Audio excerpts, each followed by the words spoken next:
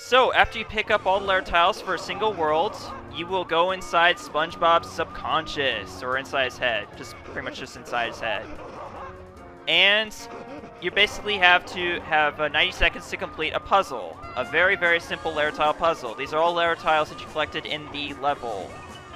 Well, I don't know about all of them. Basically, it's 8 of them. I think there's actually 9 or whatever. But basically, because you need one piece missing in order to do puzzles like this. But all you have to do is just fix the picture, and that's all you gotta do.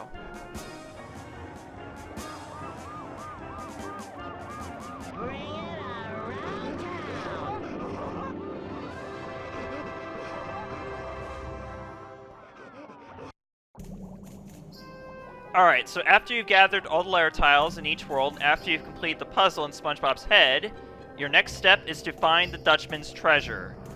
And this is when you will be in your treasure hunting costume. This is the only part of the game where you'll be in your treasure hunting costume. Basically, our first treasure is right over there, by the way. But basically, your treasure hunting costume is nothing special, but essentially you use a divining rod. And you hold the square button to point the rod. And if you point it at a treasure, this is where the rumble feature of the game comes in. It actually helps you find the treasure by rumbling the control stick when you're pointing at the divine rod. Otherwise, you can tell by the bubbles, basically, because when you're not pointing at treasure, there won't be any bubbles, and well, actually, the controller rumbles even when you're pointing away, but it rumbles harder when you're pointing at the treasure. So, let's get our first treasure. It's the one for Bikini Bottom.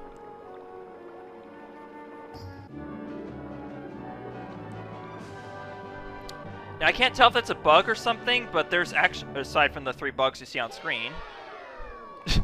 Ew.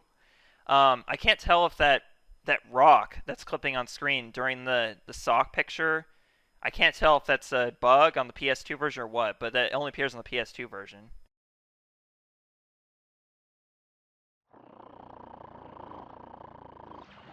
Avast, you little varmint! The time has come for you to join my ghostly crew. No use fighting it. Your fate's been decided. Now looky here what I got for you. That's right. Watch the little sticky. Gary, where are you, boy? Gary! Why did you take Gary, Mr. Dutchman? Why? No one makes my best friends into pirates, and I mean no one! So, it's too late. The Dutchman has pirate napped or whatever. The Dutchman has snail napped Gary, and there's nothing we can do about it. We're done. No, but seriously, we need to find. We know that we need to find all the treasures to find to fight the Dutchman or whatever it says. Like it says, like the tips will come up on screen. And this is one thing I will say that this game has over a lot of other games is how it does tutorials. They're not invasive. Literally what it does, it just makes tips appear on screen that you can read or not read, and it doesn't pause the gameplay. So that is one thing I can actually say this game has on other games. It's the way it does tutorials. It's very... I love how it's not invasive and it doesn't affect, doesn't pause the gameplay. That's what I really love about the tutorials of this game. And I wish other games would actually take notes on. But anyways, Squidward right here. Hello, SpongeBob. So nice of you to finally join us. Squidward! Am I glad to see you? You won't believe what just happened to me and Gary. I don't have time for another one of your ridiculous tales. Mr. Krabs wants us to get to the Krusty Krab right away so he can tell us some important news. Important news? Maybe Mr. Krabs is going to announce the Employee of the Month. What are we waiting for? Beats me. You just keep chattering away and I'll see you there when you're done. So that's how it is. Trying to hear the news before me, eh? Well, let's see who can get to the Krusty Krab first. Yeah, sure. Whatever. But we just had Employee of the Month, like 2 months before this game. I think it's already clear that SpongeBob already won the Employee of the Month. He already won Employee of the Year, as we saw in Chapter 1 of the Employee of the Month. Okay, so you can use the R3 button, which is basically you press the... Or, what the heck? Nice camera glitch there. You can press the Is it the... Oh, okay. See, on the GameCube version, you press the Y button to look, and then you use the C stick to look around. But here, it's just you press the right analog stick, and you rotate the right analog stick to look around. So yeah, Squidward will casually walk to the Krusty Krab when it's supposed to be a walk. And actually, you know what? I'll go ahead and let him win this time, because in the original Let's Play, I won, and that's just... The race is just too easy to win, or too easy to lose. Wait, yeah, too easy to win. And honestly, I want to show you guys the dialogue for when Squidward wins, because there is dialogue for Squidward winning the race, even though he's not trying to. It's just really funny. There he goes, right in there. Okay, so yeah, sometimes throughout this Let's Play, I will have either no music playing just to allow the ambience of the underwater ambience to play, or I'll just have like some quiet music or whatever. I don't know what I'm gonna do quite yet, but because I'm gonna be editing this Let's Play like after I record all of it. But I'll figure it out as I go along. See, Mr. Krabs, I told you SpongeBob would show up eventually. I sure hope you're not mad about having to wait, because then someone might not be picked as your employee of the month. I can explain. Really, there was this accident and an earthquake, and then this big whirlpool opened up above me. Oh, please, Mr. Krabs, you've got to pick me for Employee of the Month. All right, you two, stop your jabbering. I've got some difficult news to tell you. Business has been very slow lately, so I'm going to shut down the Krusty Krab until it picks up again. Shut down the Krusty Krab? I think I'm going to faint. You boys can hang around here or go home, but I can't pay you one way or the other. Sorry. Well, isn't that just great? I'm going home to think of some ways to pay the bills. So long, SpongeBob. Okay, how is shutting down the Krusty Krab gonna make business pick up again? He said shut down the Krusty Krab until it picks up again. How is business gonna pick up when the Krusty Krab is shut down? I don't get the logic of that. So basically what you're supposed to do is you want to cheer up Mr. Krabs. So we're gonna go into the kitchen and go see him, because for whatever reason, when you shut down Krusty Krab, it's the perfect time to make some Krab Patties. Okay. Jeepers, Mr. Krabs. Why do you think our business is so slow? No one seems interested in going out anymore. They think it's too much trouble to leave home. Too bad we can't move the Krusty Krab into their homes. SpongeBob, that's it. We'll do just that. Yeah! What is that? Oh, you want to move the Krusty Krab? Should I get a hammer? Never mind that. I'm going downtown to set things up. You take this bus ticket and meet me there as soon as you can. If you couldn't tell yet, obviously they managed to get Clancy Brown for this game too. So they got him for Employee of the Month and they got him for this game. But we know they didn't get him for Battle for Bikini Bottom, but more on that later. I keep on saying that. I say that a lot, but I apologize about that. Basically, I don't want to spoil stuff for like future Let's Plays. But for that, we have the first bus ticket of the entire game, Downtown Bikini Bottom. Now, 4 of the other 6 worlds of this game, besides Bikini Bottom, are accessed through bus stops. There are 2 bus stops near the Krusty Krab and 2 bus stops by SpongeBob's block, basically. And these Krab Patties are just sitting here, going bad. And unfortunately, I can't use my first-person view because we have the no camera icon in the bottom right corner of the screen. Whenever that no camera icon is present, that means you go into first person. You can't control the camera at all. It's it's a static camera, basically. So at this point, we're supposed to go meet Mr. Krabs in downtown Bikini Bottom, but for now, we're going to put a pin on that and go see Squidward to see what he's doing. He says he's going to think of some ways to pay bills, but honestly, I'd like to find out more on that because, well, I'd like to think of some way. I'd like to learn some ways to do that too. If I ever, if Walmart ever shuts down, just curious. Hey, Squidward. What's with all the stuff on your lawn? A squid has to pay his rent somehow, so I'm having a little yard sale to make a few extra sand dollars. Now leave me alone so I can read my book. What you reading? It's called How to Defeat Evil Spirits, okay? Now please, let me read.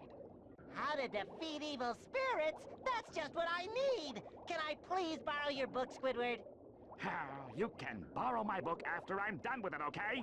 So look through my yard sale or whatever, but stop asking about my book.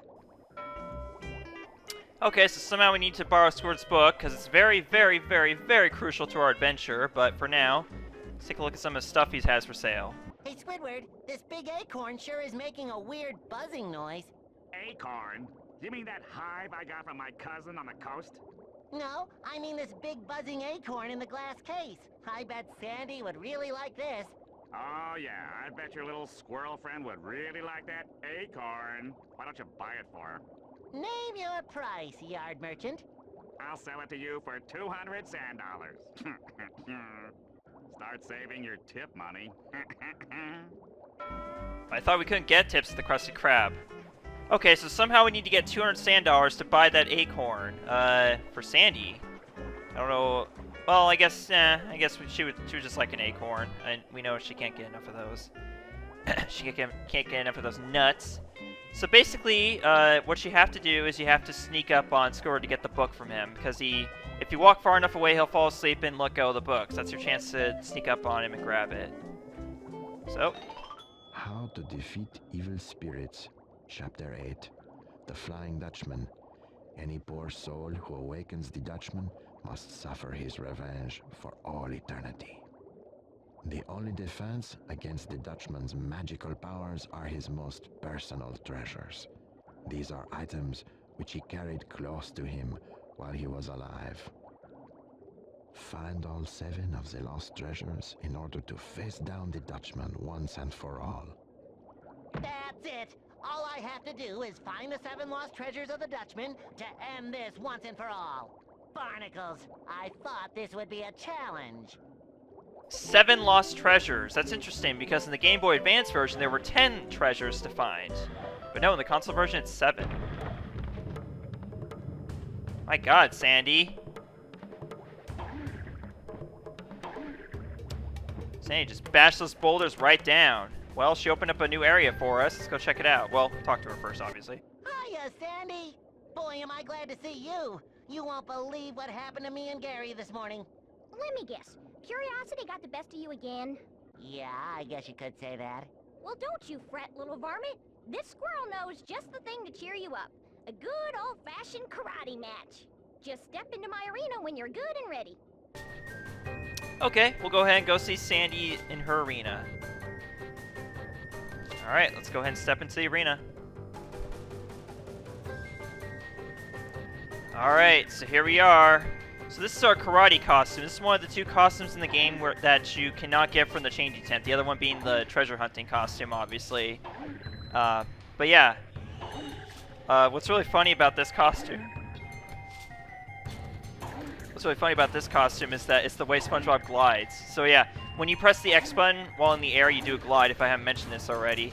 But I love how SpongeBob uses his glove as the, to catch the air to glide. It's really funny. But yeah, here it is, our karate costume.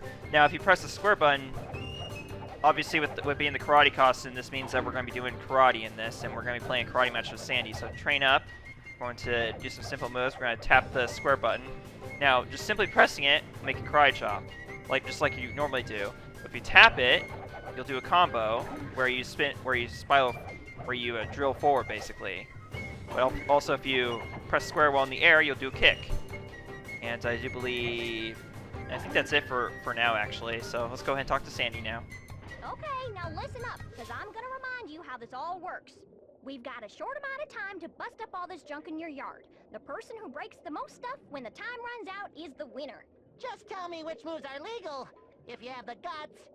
I'll teach you a few moves.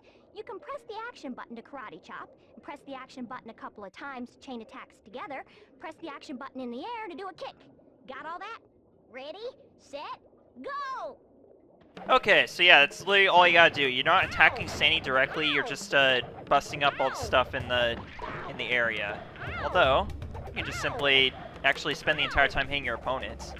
I'm just gonna try that for now. See if that works. Because I'm pretty sure you can do, I'm convinced that you could technically just hit one thing and then spend the rest of the match hitting Sandy. Now eventually I guess you will manage to get some items destroyed in the middle attacking you, so whatever. Now, fortunately, despite the fact that it shows the animation of you losing pants whenever you take a hit during this, you don't actually take any hits. You're invincible during this match. You might get kind of stunned, just for a second or two, not even a second actually, like a fraction of a second whenever you get hit. But no, you don't actually take hits during these matches. But yeah, just as usual, our health in this game is SquarePants, obviously. Well, pants. There we go.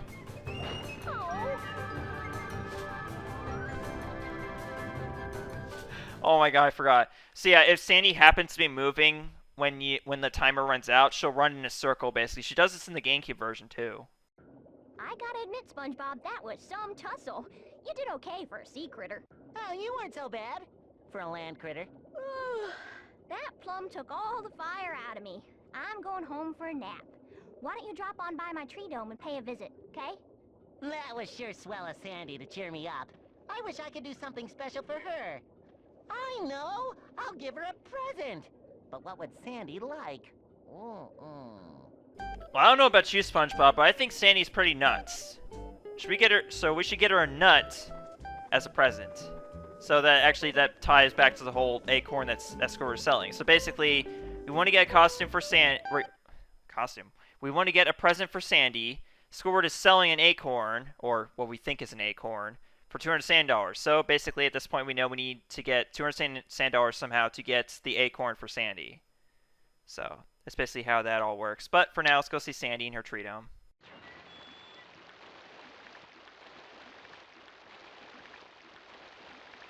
I love visiting Sandy in her tree dome. Where else in Bikini Bottom can you worry about dying from all this air? That's strange. I don't feel as dry as I usually do, and I don't need my helmet at all. Oh, the ground in here is soaking wet. SpongeBob! Get your squishy little body over here! Help! So, in this game, Sandy's tree dome is an entire level, kind of like it was in Super Sponge, except in Super Sponge it was a level within a world. So, but in this game it's a full world. We have doubloons to collect, just like usual. Although, interesting enough, there are no jellyfish, though, which makes sense, because, you know, Sandy's tree dome is full of air. It would make sense for jellyfish to be floating around here. So, yeah, no jellyfish, no sand dollars, we just have doubloons to collect here. So, that should simplify our missions. Although, I mean, that should simplify our collecting, but somebody might be wondering why that we still have 9 letters. So, what are those 2 extra space, or was that extra space going to be taken up by? Well, you'll find out later. But in the meantime, oh yeah, suck to Sandy. What happened in here, Sandy? I got all fired up after our karate match and wanted to practice some more, but I guess I got carried away because I accidentally poked some holes in the dome.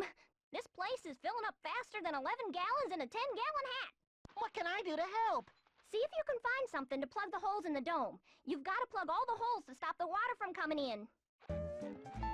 Alright, so our mission is simple. We need to find a way to shut these holes. Gotta plug them up. Gotta put a cork in it. Or in this case, an acorn. So basically, there are 10 acorns lying around, there are 10 holes. So what do? Well, you plug up the holes with the acorns. Got 9 holes left. So, oh god. Oh god. Oh god, it's making me think of something else. Something in Barnyard. No, I'm just kidding. Okay, whatever.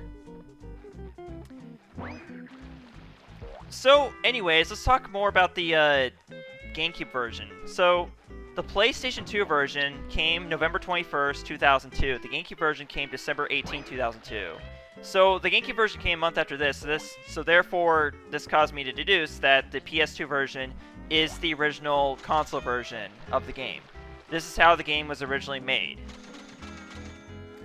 And so, with that said, I honestly find the visuals and the overall performance in this game better in the PS2 version, honestly, in some ways. In other ways, the GameCube version is better, in particular that loading glitch. That loading glitch, honestly, is a major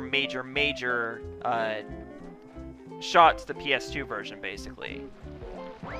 You know, if people know about the loading glitch, they're going to prefer to get the GameCube version, but most people didn't.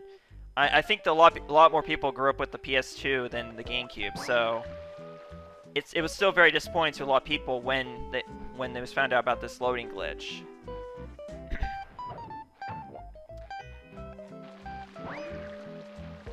Now, obviously, some of you might be surprised by the fact that I do actually prefer the PS2 version of this game, even knowing about the glitch, because first, I mean, obviously it makes sense, because first of all, I have not experienced this loading glitch yet, and to be fair, my copy of this game was a brand new sealed copy of the game. It was not used. So that leads me to believe that there's a possibility that it might have just been scratches in the disc that caused that loading glitch. I'm pretty sure if my copy was scratched in any way, then there would have been, like, the loading glitch. But at the same time, I'm not going to say that... I'm not trying to, you know, doubt anybody who has encountered the loading glitch on the PS2 version. But I'm just saying, from my personal experience, I have not experienced that glitch on the PS2 version. So therefore, from my personal experience, I prefer the PS2 version because, you know... Aside from the fact that it's just as, you know, it's not, at least my copy is not buggy like people says it is. I mean, maybe it's just the maybe I just got lucky, and maybe I just got, you know, one of those rare copies that doesn't have the loading glitch. But wherever the case may be, not taking that into account, I still like this version more than the GameCube version because of it just looks better and it seems to perform better. Like, for instance, you know, obviously not the fact that it doesn't start the music over again whenever you, like, do anything, like pause the game, whatnot. That alone helps out. But also, there's just, like, little touches here and there that make it feel better than the GameCube version. Like, for instance, there's more sound effects in this version. The graphics look slightly better.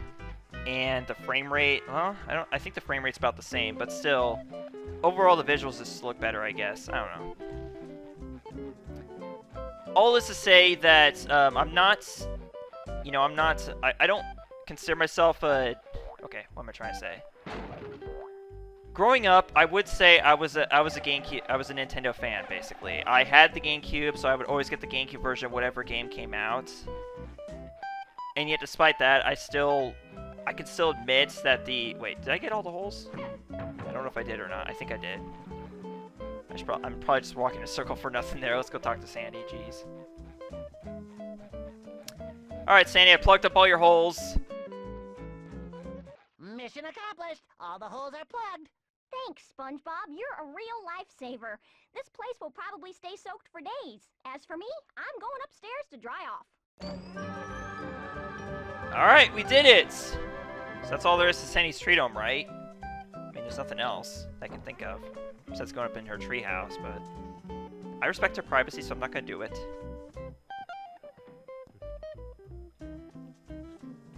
By the way, Sandy, you should know about this picture I have of you that looks very similar to this, basically, in my work closet. You should probably know about that, okay? I'm telling you right now that I look at you every day in my work closet, and I feel guilty about it. I'm sorry. Darnation.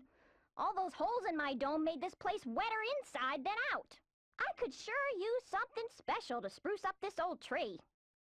Well, we'll look more into getting Sandy that special something to spruce up her old tree in the very next episode. So next time on Revenge of the Flying Dutchman on PlayStation 2, we are going to, first of all, do whatever else we can here in Sandy's Tree Dome.